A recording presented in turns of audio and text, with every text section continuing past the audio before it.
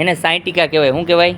સાયન્ટિકા. એને કમરનો દુખાવો ન કહેવાય. પકડી રાખો. હવે આપણે ઈલાજ કરીએ એ બધા જોઈ શકે કે કઈ રીતનો ઈલાજ કરે છે. એમ હાથ આના આંગળા એ બાજુ ન રહેવા જોઈએ, આમ રહેવા જોઈએ. હા બરોબર. હાલો હોઈ જાઓ, સીધા હોઈ જાઓ.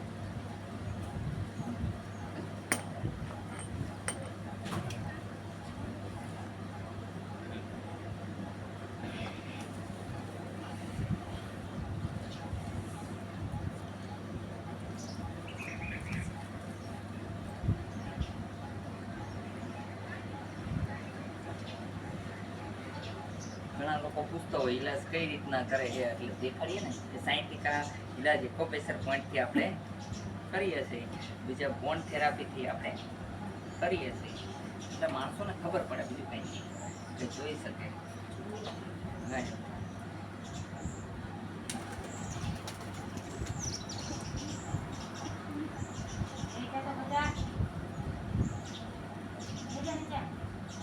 પગવાળો એક પગાની માથે લઈ લો. જવા દો, જવા દો જી. ફ્રી કરો, ફ્રી કરો, કરો ફ્રી ભાઈ, કરો ફ્રી.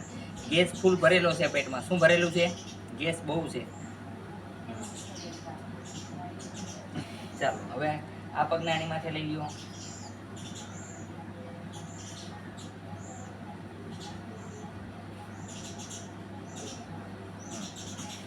થઈ જાવ ઉપર.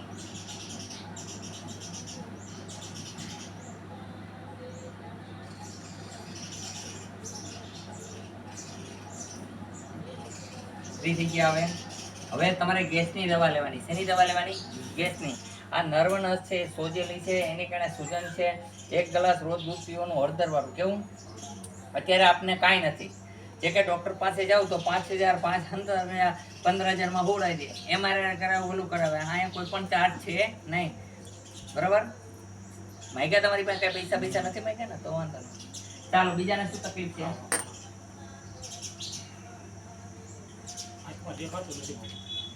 કેટલા ટાઈમથી દેખાતું નથી ભાઈ? એમાં તારા ડોક્ટરને બતાવ્યું તમે? શું કીધું? જો સ્નાયુ હુકાઈ ગઈ છે તો હું પણ કાંઈ કરી નહીં શકું. હું ચોખ્ખો કહી દઉં, હું કોઈ ભગવાન નથી, હું એક સામાન્ય વ્યક્તિ છું. ઈશ્વરને અરજ કરું. પણ હવે તમે એની માટે થઈને ગુલાબજળ રોજ નાખો, કોશિશ કરો, કદાચ હેલ્પ મળે તો. બરાબર? ઈશ્વરને પ્રાર્થના કરો. ઈશ્વરના હાથની વાત છે. મારા હાથની વાત હોત તો હું આગળ આમ હાથ ફેરવીને કરી દે. મને જાદુ ટોના દોરા ધાગા કાંઈ આવડતા નથી. ઓનલી ફોર ઈલાજ કરતા આવડે. ટ્રીટમેન્ટ આખું લાલ થાય, એ સફેદ થઈ જશે. એની માટે ગુલાબજળ નાખવાનું, એ સફેદ થઈ જશે. બસ ક્યાંયથી મળશે ગુલાબજળ? એક ટીપું નાખવાનું હો ને, એટલે સફેદ આખું થઈ જશે. એ ગરમીની હિસાબે, ગરમીનો પ્રકોપ હોય, સ્નાયુ બહાર નીકળતી હોય, જો એની સ્નાયુ બહાર દેખાશે, એની હિસાબે લાલ થઈ જાય. બીજું કાંઈ છે નહીં. ડોક્ટરે કીધું સ્નાયુ હુકાઈ ગઈ છે. મેં તમને કીધું, મેં શું કીધું? ડોક્ટરે કીધું ઈ જ રિઝલ્ટ મેં આપ્યું કે સ્નાયુ હુકાય છે. હું કાંઈ કરી શકીશ નહીં. કારણ કે થાય એટલું કરી શકો. મારા થાય એટલું કહીશ. તમને બેન બોલો કે તું તો ઊભા થઈ જાવ દીકરી. ના ના કાંઈ વાંધો નહીં. સાયન્ટિકા છે આપણે, પણ સુઈ જાવ. આ સાયન્ટિકાનો બીજો કેસ છે, તમે જોઈ શકો છો. બેનને આ કઈ ભાગથી દુખે છે? આ ભાગથી દુખતું હોય, આ ભાગથી આખા પગ લગાન દુખે. એને સાયન્ટિકાનો બીમારી કહેવામાં આવે છે. નર્વ નસ એની અંદર દબાતી હોય છે. એ નસ બહુ લાંબી નસ હોય તો મોટામાં મોટી નસ એ છે સાયન્ટિકાની, જે પગથી અહીંયા લગન ઠાઠા લગનની હોય છે. અને એટલા બધા પરેશાન કરે કે હુવા પણ ન દે. સુઈ જાઓ. મેં બરોબર જ કીધું કે ખોટું કીધું? હા, હું જીકાવી બરોબર કહું. સુઈ જાઓ બેન. સુઈ જાવ ને બેન. એમાં હું એની વાડ છું. ઓલા બેન ને પૂછે, તમારે ખાવું હોય તો કોક ને પૂછે. અરે બેન, આ બીજું દર્દી છે સાયન્ટિકાનું. જોજો કેટલી મિનિટમાં રેડી થાય. પેલા ભાઈ કેટલા મિનિટમાં આપણે રેડી કર્યા. હવે એમના વાઈફ છે, એમના વાઈફને પણ એ જ પ્રોબ્લેમ છે. આપણે જોજો 5 મિનિટ પૂરી નહીં થાય. વારો ગોઠણ બેન, 2 ગોઠણ વાળો દીકરી. હા, આ લાઈવ 8 સીસીટીવી કેમેરાની સામે થાય. બેનને ખબર પડી ગઈ કામ કરવું છે.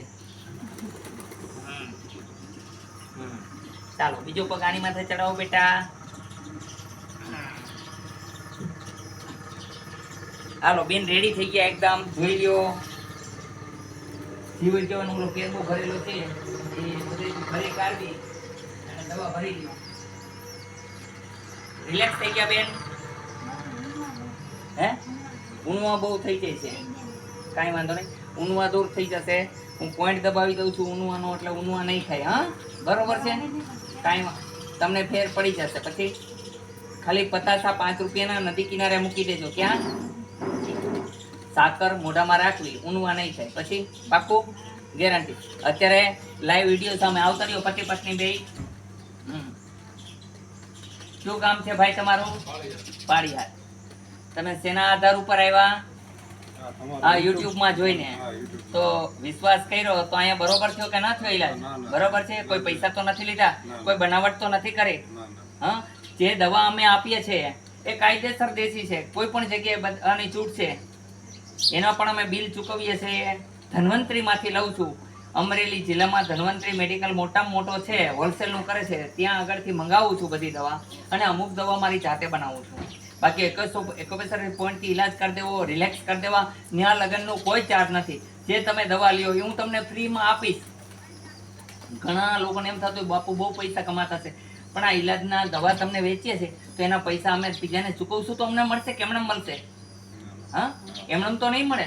તો પછી એની અંદર પણ ભાવમાં ઘણો બધો ફાયદો કરી દે છે, એવું નથી. અને અહીંયા જમવાની વ્યવસ્થા હોય છે, બપોરના સમયે ભરપેટ જમાડીએ છે. ચાની વ્યવસ્થા માટે મશીન રાખેલું છે, ઠંડા પાણી માટે વ્યવસ્થા છે. ગરીબ માણસો આવ્યો હોય જેની પાસે ટિકિટ ભરાવવાના પૈસા પણ નથી, તો એના પૈસા પણ આપીએ છીએ. કોઈ સાધુ સંતો આવ્યા તો એને દક્ષિણા પણ આપવી પડે છે. મારી માટે પૈસા મહત્વની વસ્તુ નથી, મહત્વની વસ્તુ તો તમે હાજા થઈને જાવી તો રિલેક્સ થઈ ગયા ને. બોલો જય હનુમાન. હવે ક્યારેય કાંઈ નહીં થાય. હળદર વાળું 1 ગ્લાસ દૂધ પીવાનું. ઓકે, ચાલો, જય હનુમાન. આવું છે અહીંનું કામ. તમે જોઈ શકો છો કેટલી 20-25 ગાડીઓ પડી છે. બરોબર છે? આ બધા લોકો અહીંયા આવતા હોય છે, વિશ્વાસમાંથી આવે છે બધા. કોઈ મને સુંદર જોઈને નથી આવતા. અહીંયા એક હનુમાનજી ઉપર વિશ્વાસ કરીને આવે છે. હું તો નામનો ડૉક્ટર છું, ડૉક્ટર તો સાચા હનુમાનજી મહારાજ છે, એ જ પોતે ઈલાજ કરે છે. બોલો જય હનુમાન.